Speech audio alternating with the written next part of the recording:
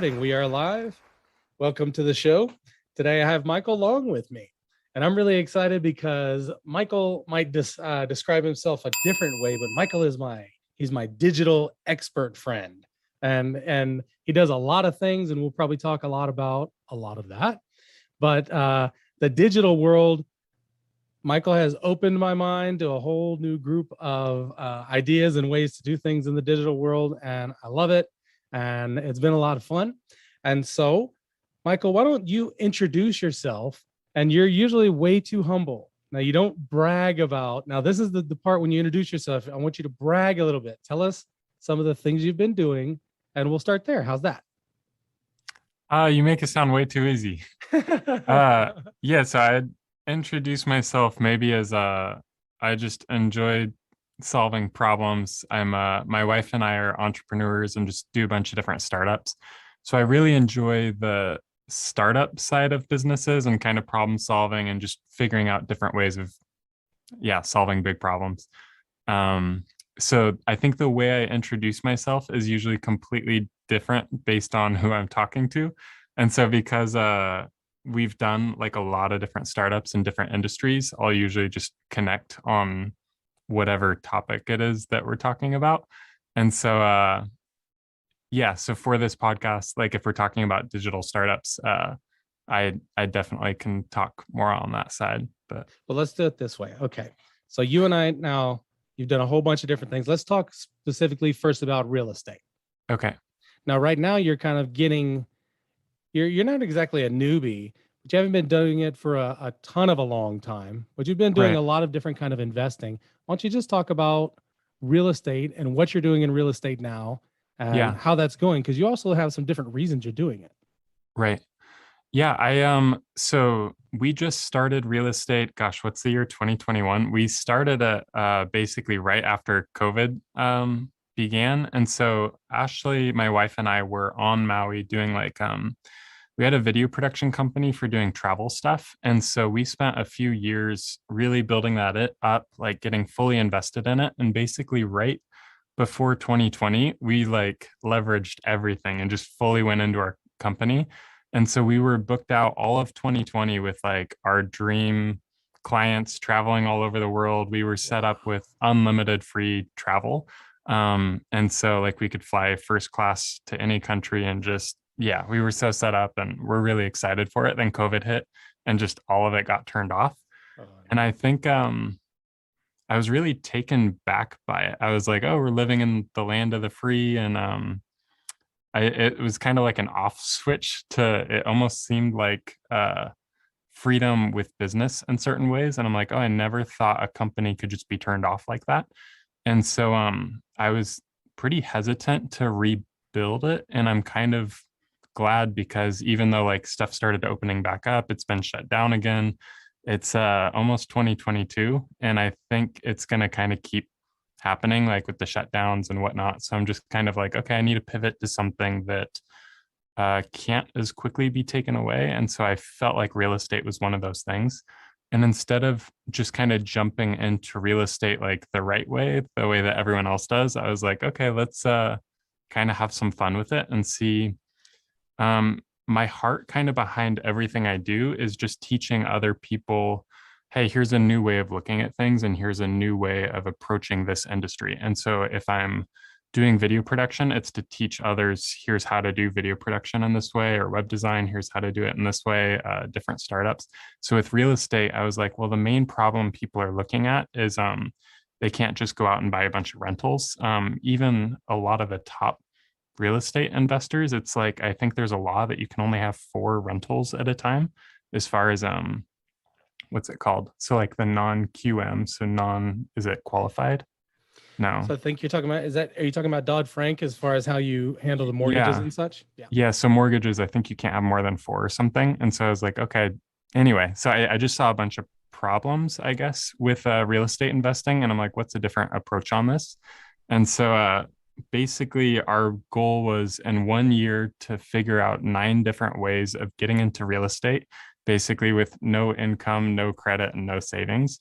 And so we've just kind of been experimenting with a bunch of things and jumped into everything from like farming to house flips to rentals to, yeah, we've just kind of been having fun with it, trying it a bunch of different ways. So, And the cool thing is you're creating content with all of that, right?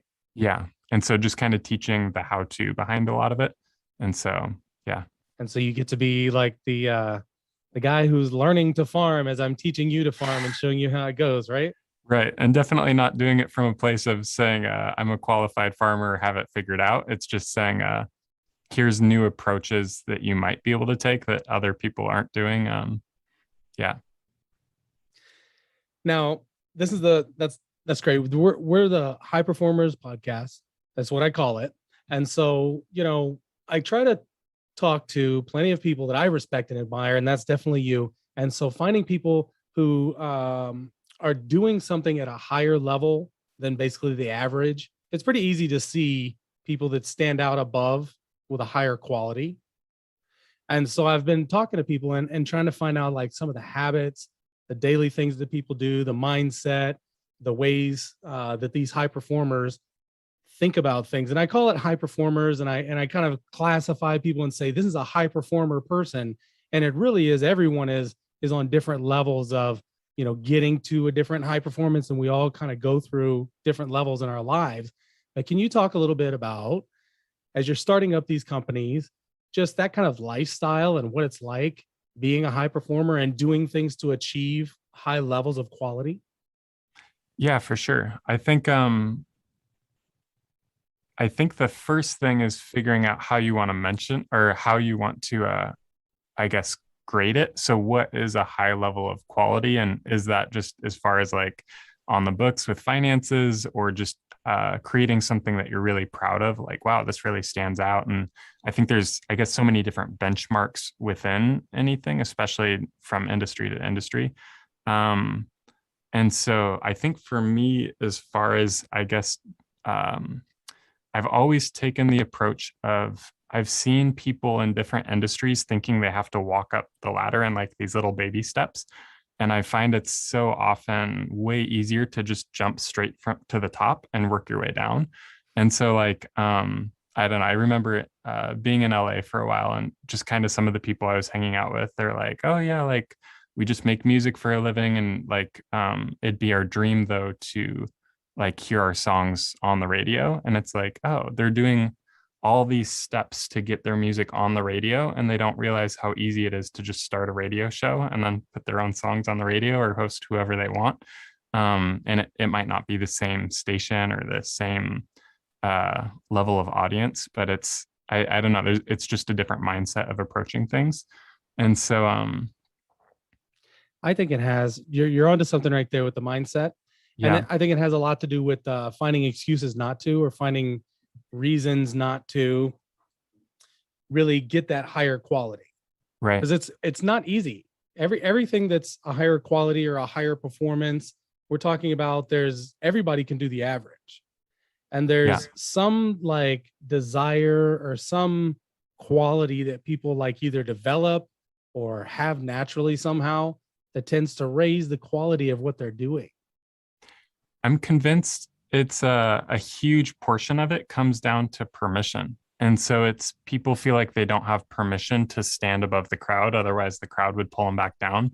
And it's, if you can get past the permission thing, then it's so easy. And so many people assume that, oh, well, if I just work crazy long weeks every single week without a vacation, then I'd have permission to stand above.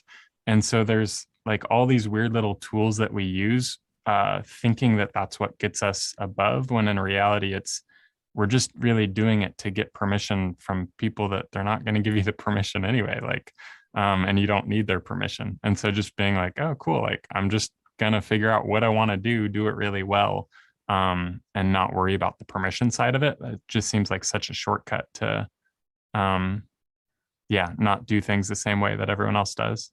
Man, you're onto something there, the permission of it. And that going with the permission of jumping straight to the top and then kind of working downwards. Yeah. I think you're really onto something there. Like, because I've talked to high performers that feel like their sense of their status and their sense of, and this is what I do personally. It's a total mind trick, and it's for me personally, it was incredibly difficult because I had to force myself to not deal in reality, because I'm looking at around at the reality, and like the affirmations kind of fell flat for me, to where I was looking around at reality, not having money, and going, I have money and I'm rich, and I'm, trying to use these affirmations. My mind's fighting back against me, you Hmm. know? And so that permission that you're talking about, it's like my mind I wasn't giving myself the permission. And so Yeah. now that I got my own sense of status and my own sense of worth is internal, there's nothing external that ever changes it or messes with it. Right. And so that internal force drives me to push the quality really higher. Yeah. Yeah, that's an even deeper level of it, is that internal worth. I think it's crazy to see, if you don't have the internal worth in place, then you could do everything to have success in whatever area you're going after it. But if the worth isn't there, you won't let yourself receive it. And so I see people You're do right this on. crazy like sabotage stuff where they keep running into these weird problems or whatever. And it's just because they're not worthy of whatever it is that they actually earned already. And so, yeah, I think it's like we're taught to get our worth from performance or from other people, instead of just getting your worth from just knowing who you are, type of a thing. Yeah, I it's a trick huge it. factor. Definitely. And I trick it because it's like it's reality. That's what it is. That's the way we are. That's the way humans kind of feel and act. So I trick it. I make my own benchmarks, my own KPIs, my own sense of worth and status completely within, just removed from reality. Right. Do you remember, do you see that movie Hurricane? Denzel Washington was Hurricane Carter. Not yet.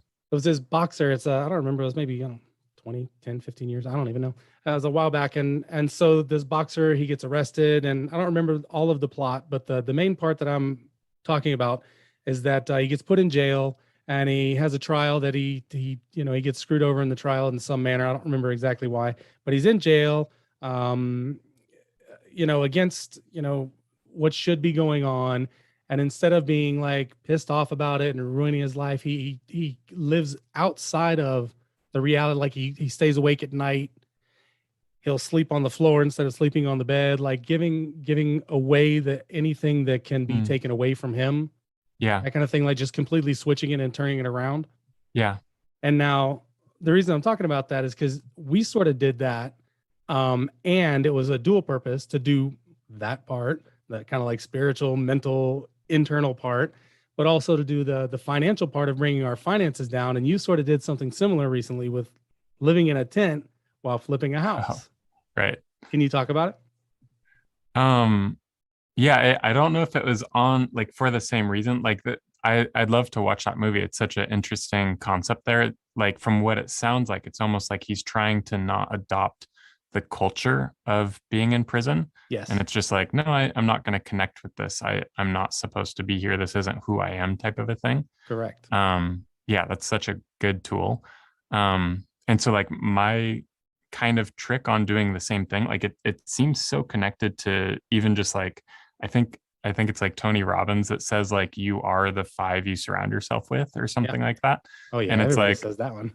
okay, yeah. And That's it's a like, good one. oh, like my I don't know, like my five closest friends, I think all rent.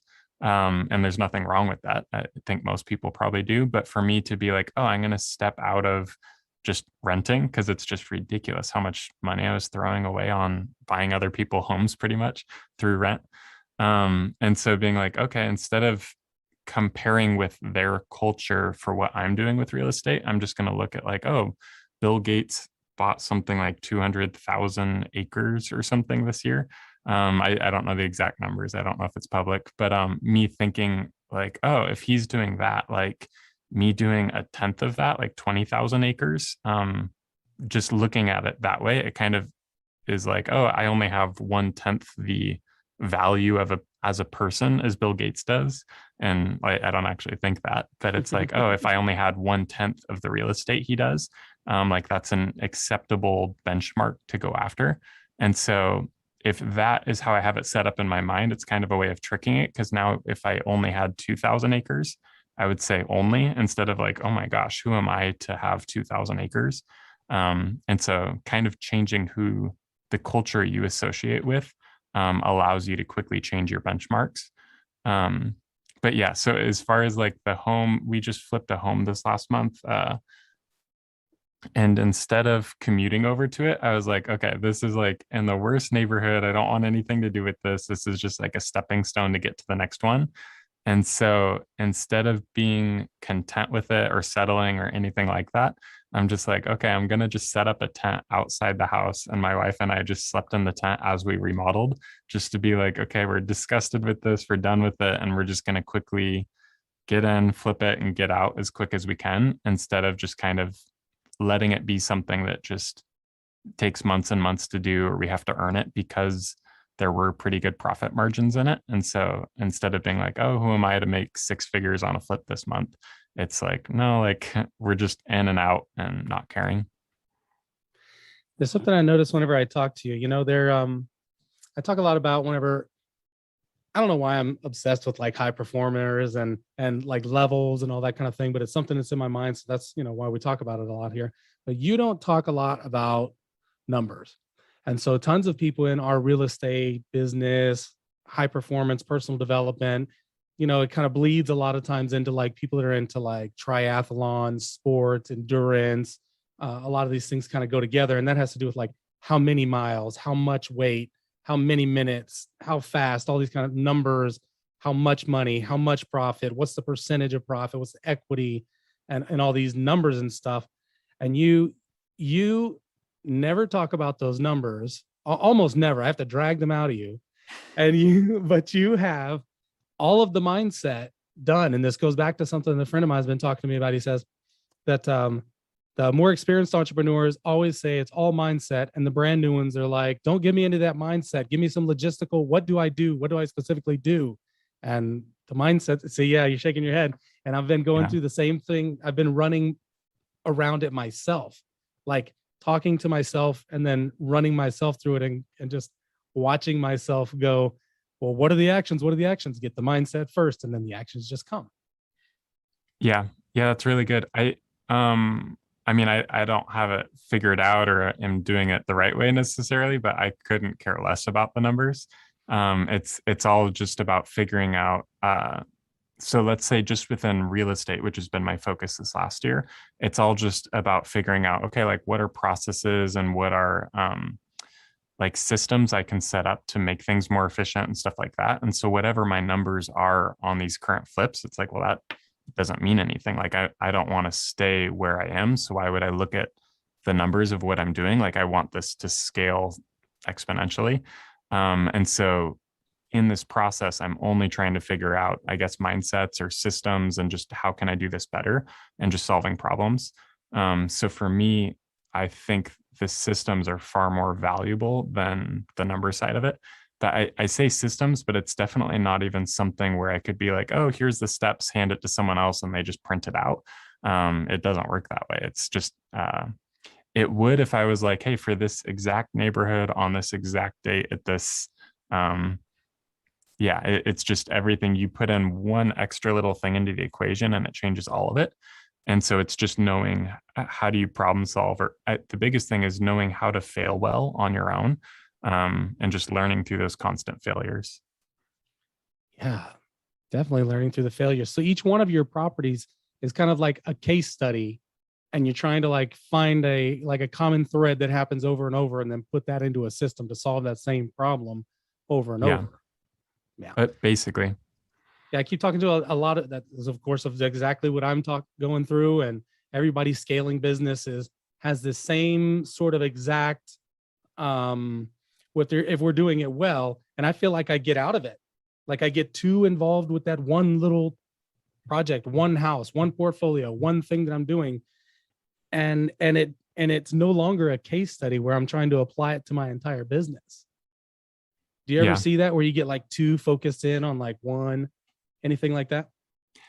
I usually give myself time limits. And so I'm really all or nothing with stuff. And so I'll be like, okay, between these dates, I'm going to do this. And that's all that I think about. And I just do it really well. But then when the time's up, it's like, okay, now I'm going to step back from it and be like, how does what I learned there plug into the bigger system and how it's all connected and stuff? Um, and then, yeah, what did I learn from it? How can I use that even in different industries? And yeah, so I think I get really involved in it while I'm in it, but it's usually not more than a couple weeks or a month at a time for different projects. I love that. That's really, really good because if while you're in it, you're constantly questioning it, you're not going to be like really focusing on it to even get the information to make a good decision anyway. Yeah. So you might come to the end of 2 weeks, and if you're kind of like half-assing it because you're really not committed, I don't know. I have all these questions that maybe it's going to work out, and maybe I'll continue after the 2 weeks, and maybe I won't. But if you don't even think about it at all, so you make it to where like, okay, this is gonna be 2 weeks, and I'm not even thinking about it again, and for 2 weeks. Yeah. I And, like that. and that helps me stay connected to it and care about it while I'm doing it instead of just jumping onto the next thing while I'm doing it. It helps me see it through. So it's like when my deadline's coming up, it's not just like, okay, I'll jump to the next. It's like, no, you got to finalize this. And I don't know if that's for everyone. For me, I really enjoy the startup side. So for me, it forces like the walking through the finish line with each individual project too. But it's funny. So like in what you were saying, for me, like you mentioned something like being in the middle of it, being like, is this going to work out? Like I have such a strict rule that for me, I never would do anything if in the process I'm wondering, will this work out or not? Like when I'm in it, it's just, I think that's one of the most important things is just knowing with absolute certainty, like there's no if, like this is going to work no matter what, like no matter what I have to do to make it work, I'm going to figure out a way and it's going to work. Um, so it's like when I was a kid, I did a lot of driving stuff that I shouldn't have done. So like with cars and bikes and stuff. So I'd go like 200 miles an hour every single day on the highway and like Oh wow. go looking for cops to run away from them and stuff. But so You're so mild mannered now. I guess yeah, I've matured since then. So, but in that, I think so. There was like on our motorcycles, there was like 20 of us that did like a big group photo. And by the end of that 1 year, there were only two people that either hadn't died or totaled their bikes. And it was just kind of this thing of, so like in that process, I learned uh, basically as you're riding, if there's even just a half split second of like, let's say you're coming around a corner and you're looking over at the guardrail and you're just like, oh, don't hit that, you'd hit it. And you just have like, you can't even have that thought for a fraction of a second. Instead, you have to be looking at where you're going, being like, oh, I'm gonna make this, and just focused on what you are doing. And then it works every single time. But as soon as you're like looking at where you want to go and go, but don't hit that, you hit that. And so I kind of take that same thing into business. And if it's like, oh, I hope I don't run into this problem, all of a sudden the problem gets way bigger. And that's even just taking up your focus and your time. And so like even this morning, so I have renters that I'm pretty sure they just moved in with intention to squat. So they just wanted the first month like signage, and they're like, okay, cool. Now the next 6 months, like they were saying something yesterday of like, oh yeah, you'll probably have to pay us like $5,000 to get us out of here. And like they haven't even, they're just in as of like a few days ago. And I'm like, oh gosh. And so like in my mind, I was trying to problem solve of like, okay, like how do I approach this? What conversations do we have? All that. And me just being like, oh, like that's not even worth my time. Like I'm not even going to think of the problem. I'm just thinking about what's going right. And no matter what happens with that one property, I'm not going to let me focused on its problem like distract me from what I'm doing right with all my other properties and endeavors and stuff, because it would just amplify that. It just pull me away from doing like going around the corner quickly on everything else.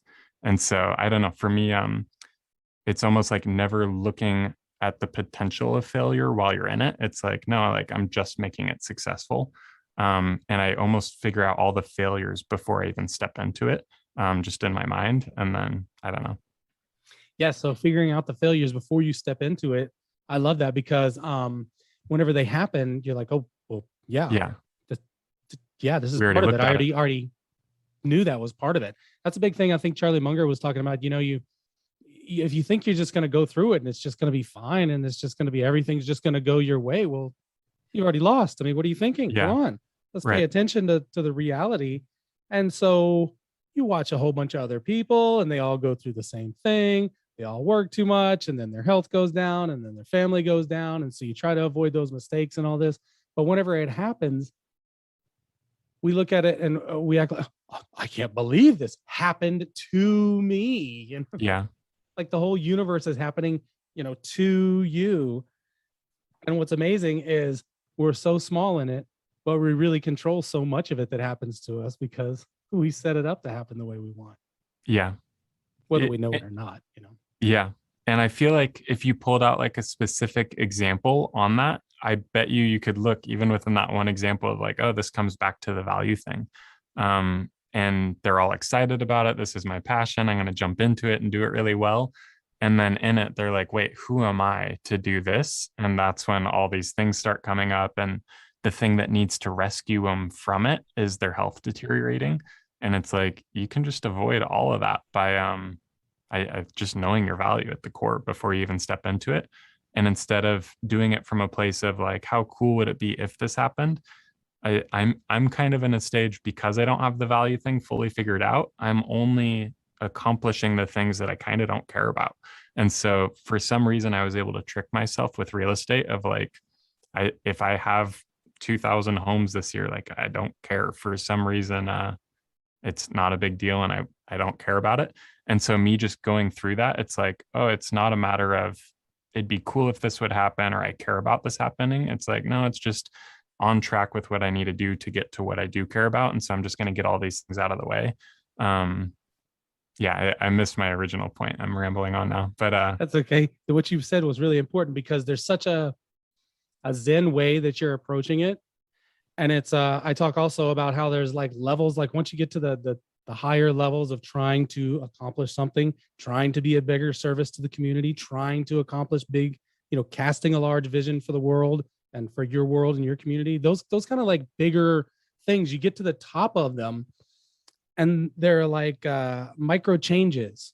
Like it's small yeah, little for example, I say like Olympians, like Olympic races are millimeters, microseconds, like tiny gradations of what's better than another one.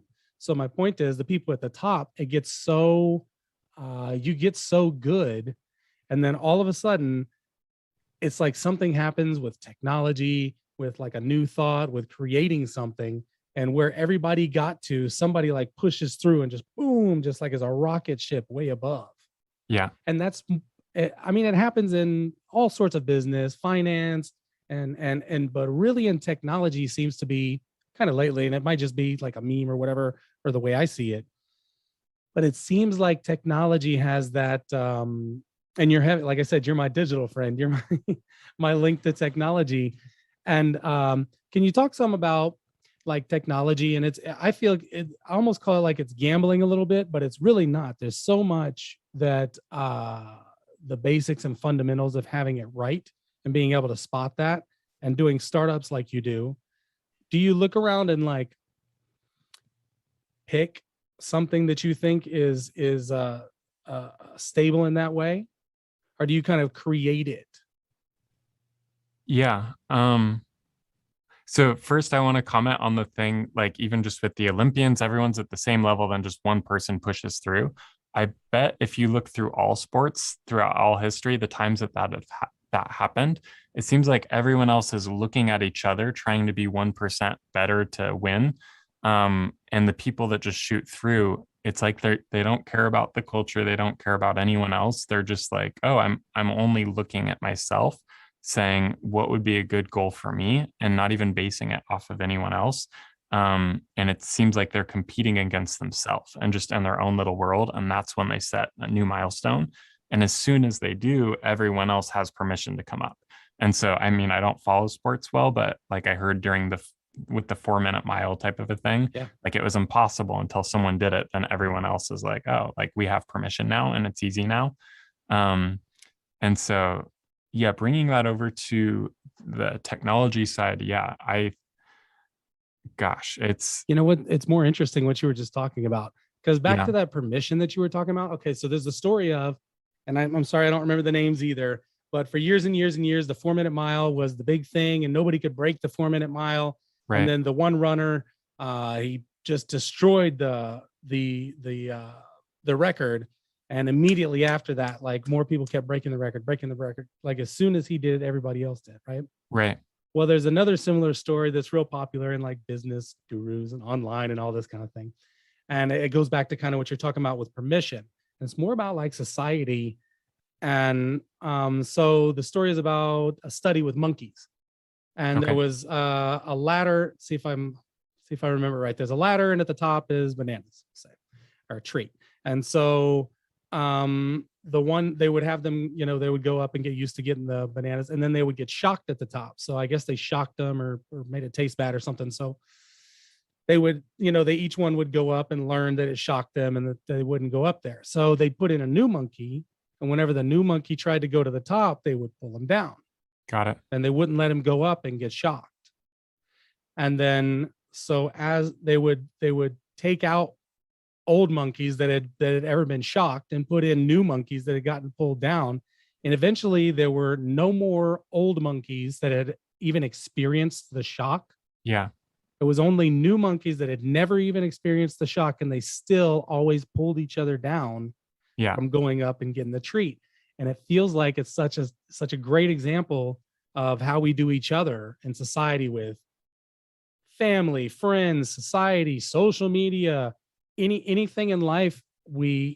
And I don't like blaming it off on society. I like putting it into us. We let ourselves get pulled down, Right. and we look for people to surround us to keep pulling us down. Yeah. And that's that permission you're talking about. Yeah. Like we have to give ourselves permission to push the crowd away that's going to pull us down, ignore the crowd, and really have to ignore everything that, because the other thing is, whenever they took away all the old monkeys that even experienced, say we're comparing it to like a business, right? And Right. so you have, your dad and your brother and your cousin and your auntie that all tried businesses, and one tried Amway and the other one tried real estate and the other one was an insurance salesman, and they all hated it and it was bad and it was rough. And so your experience is you hear and think, whenever I climb that ladder, I'm going to get to the top and get shocked anyway. So what's the point anyway? I'm not even going to enjoy it anyway when I get up there. Yeah, and even if you wanted to, the other monkeys are like, I'm sure if you saw the video, they're like actually pulling down the monkey, and it's like, well, there's only so much you can do, and so it's interesting. I think several different billionaires have mentioned, like self-made, have mentioned like when they're going after something, they just keep it a secret until they make it happen, and it's and so yeah, my wife and I have done a good job of with a lot of different endeavors. It's like, okay, we're actually pursuing the impossible, so we're not even going to tell our closest friends or family or anyone like that, because they just think we're crazy. And yet as soon as we accomplish it and tell people, they're like, oh well, that's not a big deal, and it's like, cool, thanks. But up until that point, it's definitely impossible.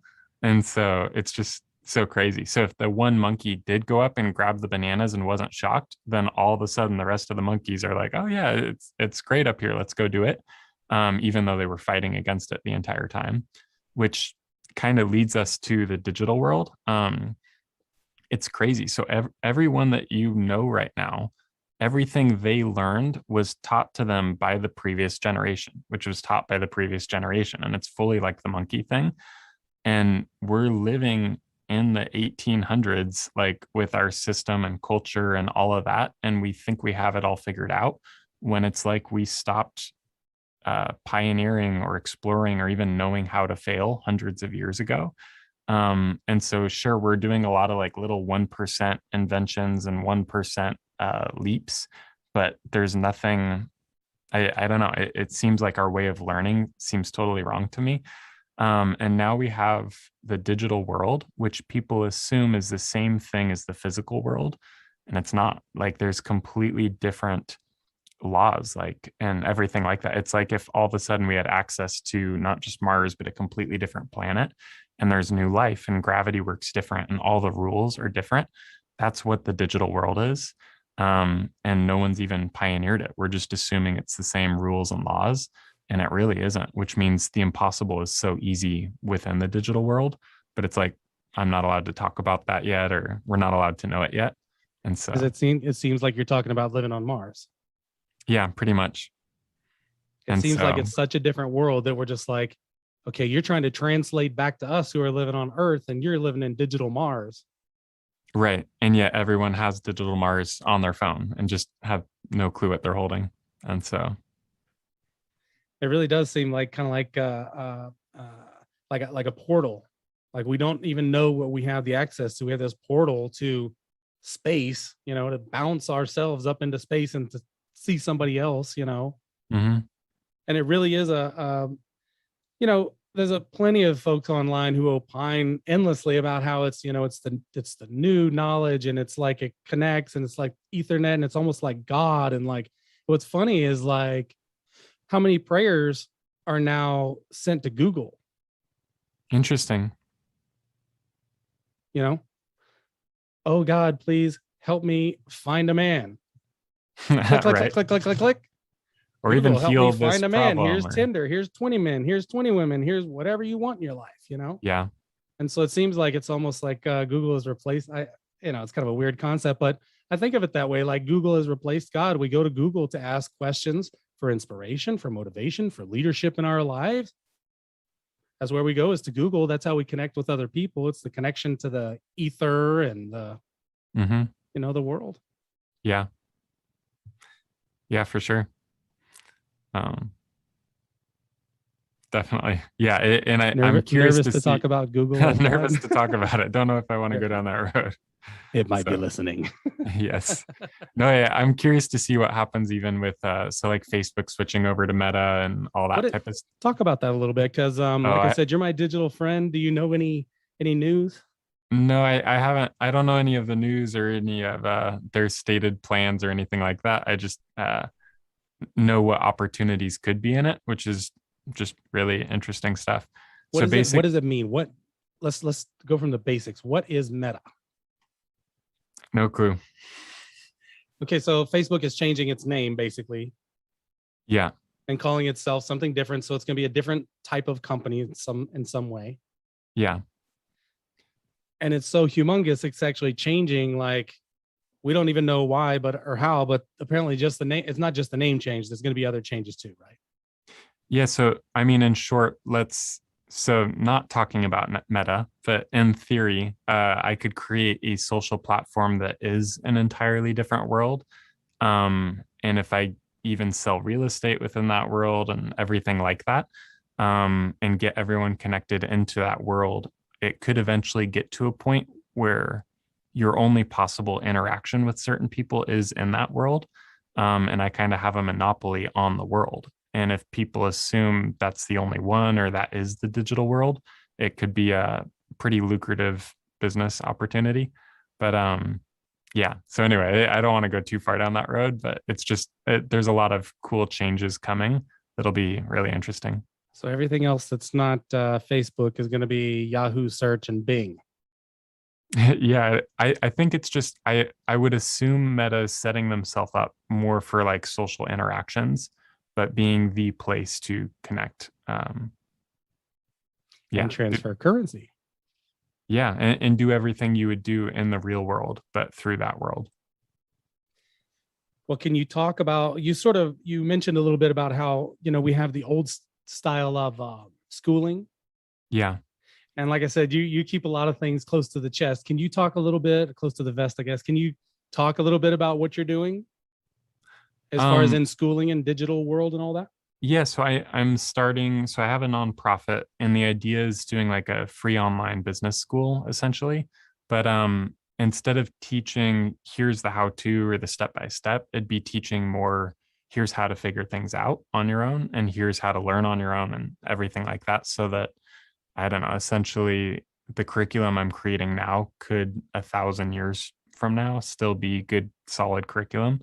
Um and so yeah, so a little backstory on that, just kind of with the information handed down from generation to generation and all that. So I went to like 13 different schools growing up, just switching between private and public and moving and all that. But essentially, credits didn't work out where I ended up not even getting my GED or graduating high school. And so, like, the whole, like, all the other monkeys pulling you down thing, they're like, oh, you'll never be successful or anything like that. But So I I'm just, talking to a fraud right now. yep. And so I got into web design, just built out a bunch of my own affiliate sites and stuff like that. And basically, by around 18 or 19, it was like, cool, I'm retired and living in Hawaii. And it wasn't much money, but it was enough to just pay the bills. And so I think when I was like 19, I was hired to be a substitute professor for the web design at so for the college teaching the web design classes. So it was only for like a week, but during that time, it was crazy to see, okay, here's like my students and what they're going to learn by the end of the year. And just in 5 minutes, I could teach them more than what they're going to learn in the entire year. Also, by the end of this year, they're going to know something that's completely outdated, where they could just go and watch a YouTube video and in 5 minutes know more than a year of college, and be set up better. Um, However, those same students, like when they get out of college a year later with their outdated info, they're going to assume, oh, web design is really hard. And if this is how far I got with college, then how would I even imagine getting to the next rung? It must be way too hard. And instead, just learning really basic concepts, and basic skills, I just feel like would get them so much further. And so, yeah, I've got a free online school for that. And it's not just for people in America. Like the idea is um, making it accessible anywhere in the world. And yeah. I love it. Professor Michael. Yeah, I guess. And that's where it kind of comes back to, like we were talking in the beginning, everything you do kind of has a tilt towards creating content Yeah, for your school. right. Now that's been tripping me out. That statistic has been around for a while, that basically what you're learning, I can't remember what it is, but it's something like if you're in a 4-year or even a 2-year program, by the time you get done, the information you learn, if it's technology based, is going to be out of date by the time you get done. Yeah. And if the only way you know how to learn is through college, then you're not going to make it. You need to know how to teach yourself. So how do you get people started on that, like learning how to learn? Is there like a foundation, like a beginning thing? I mean, just typing something into Google is, I think, the first step, and just learning that that is available to you. I think a lot of people assume it's just for cat videos instead of knowing like, oh, almost any question I have, I can just type it and quickly learn it. And then, yeah, just knowing that it is available, that whatever it is you want to learn, it's already available out there. That's kind of step one. I think the bigger step is learning how to fail on your own and go. I think most people, they're like, okay, I have this desire in life and I know I want to get from here to here. And there might be 10 steps in between, and there's only one step that I don't have figured out. So I'm not going to do the whole thing. And instead, just knowing how to figure out, like, okay, well, what is it I don't know? What is that one step that's missing? And what within that, like, let's say it's, I need to figure out how to get funding for this project.